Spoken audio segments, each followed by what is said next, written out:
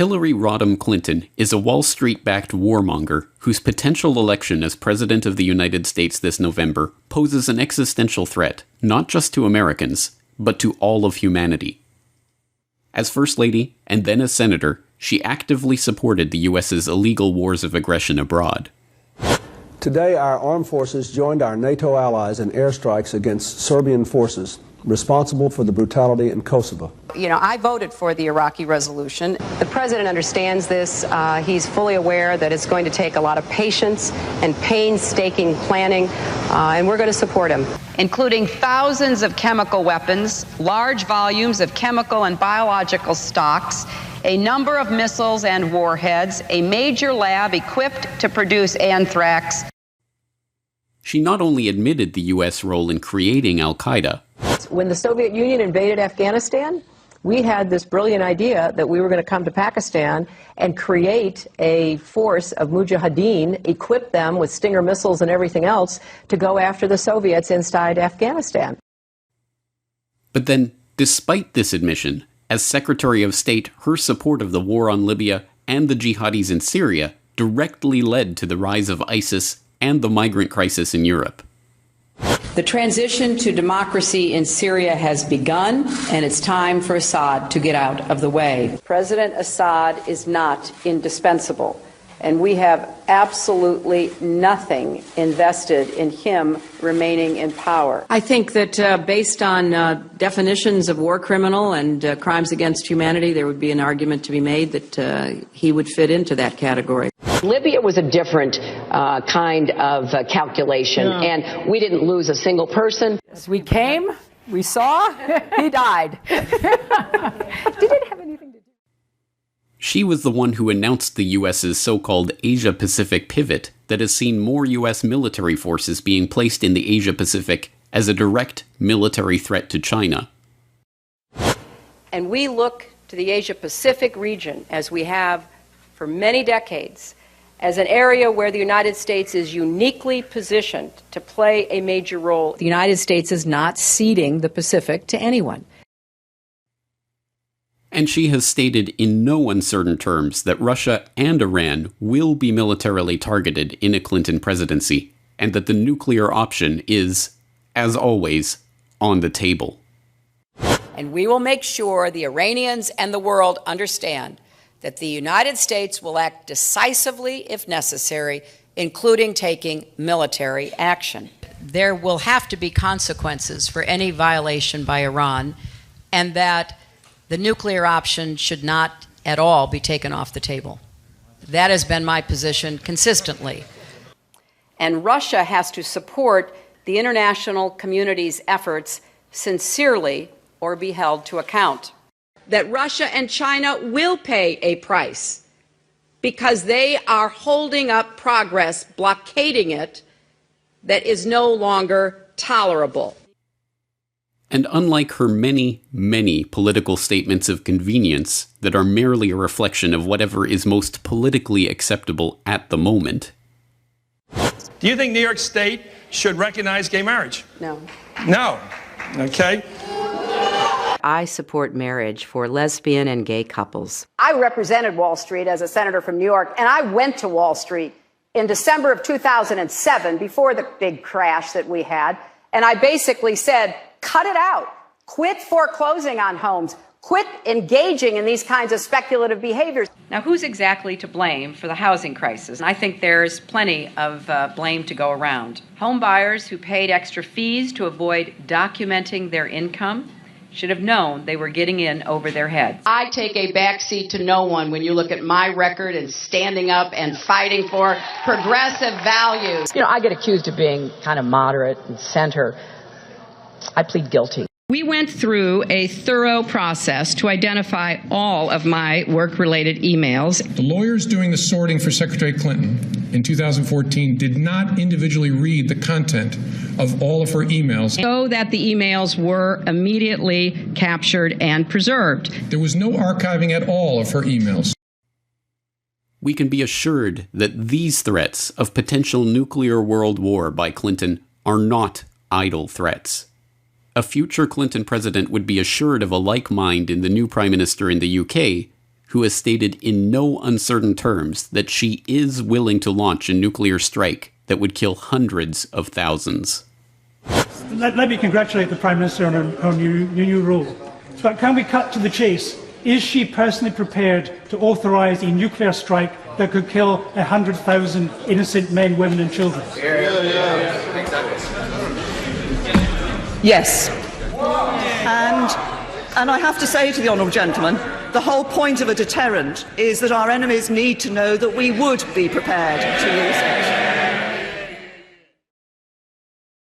Hillary Clinton is a neocon, a war hawk, a liar, an unindicted criminal, and a Wall Street puppet. Why is it, then, that those on the so-called progressive left, who would be warning against her if she had an R next to her name, are instead lecturing other leftists that it is now their duty to fall in line and help her get elected? If Clinton is nominated and it comes to a choice between Clinton and Trump in a swing state, a state where it's going to matter which way you vote, I would vote against Trump. And by elementary arithmetic, that means you hold your nose and you vote Democrat. I don't think there's any other rational choice.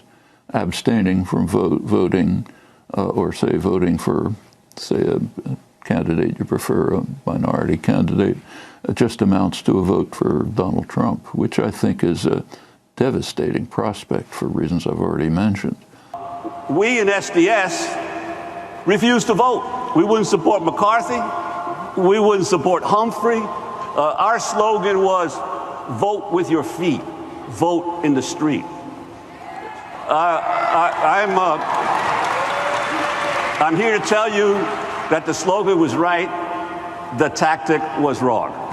I think that the country, in retrospect, there would not have been a substantive change, there would have been a positive change if Nixon had not been elected. But you learn from your mistakes. Hopefully other generations learn from the mistakes of those who came before them. We're all here today because we're with her, and we're going to work our hearts out to make Hillary Clinton the next president of the United States. She will be the Democratic nominee for president. And I intend to do everything I can to make certain she will be the next president of the United States. The message here is as clear as it is predictable and disappointing. Once again, those with the influence to shape these events and ignite a genuine protest movement against Hillary's coronation at the Democratic National Convention are falling back into their roles as partisan ideologues, advocating for their candidate over the other side, taking the two-party system as a fait accompli and complicity with that system as the only way forward.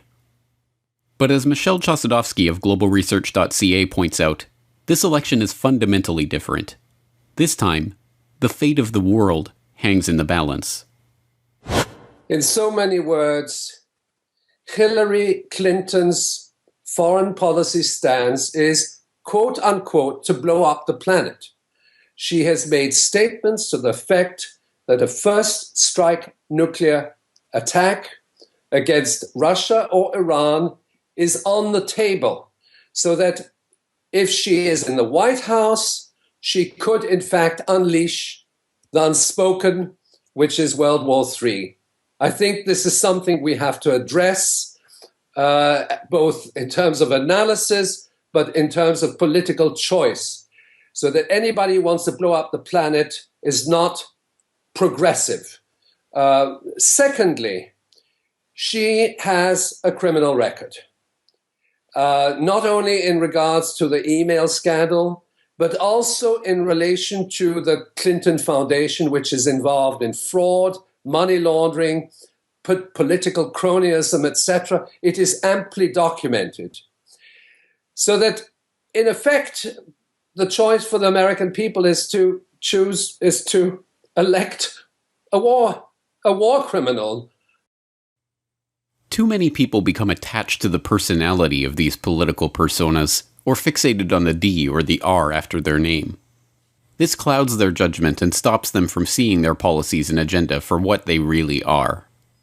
As Diana Johnstone, author of Queen of Chaos, The Misadventures of Hillary Clinton, points out, Hillary is best understood not as a person, but as the instrument for the think tanks, Wall Street financiers, and other connected insiders who want to embroil the United States in more illegal wars and plunder the country and its people even further. I mean, Hillary to me is not even an interesting person. She is simply a shallow, ambitious woman who has decided to make herself the instrument of the Washington think tank persuasion, and is using that to pose as a great expert on world affairs, to be elected as president. She simply is the embodiment of all that is terrible in American foreign policy that has developed over the past decades. It is no hyperbole to say that the election of Hillary Clinton as president this November would be one of the greatest tragedies in the history of the United States, and perhaps the world. It is incumbent on people of all stripes, American and non-American, Republican and Democrat, progressive and libertarian, anarchists, and those who have never thought about politics a day in their life, to protest her nomination at the Democratic National Convention, work against her campaign for president, and avert the nuclear nightmare that is now coming into view.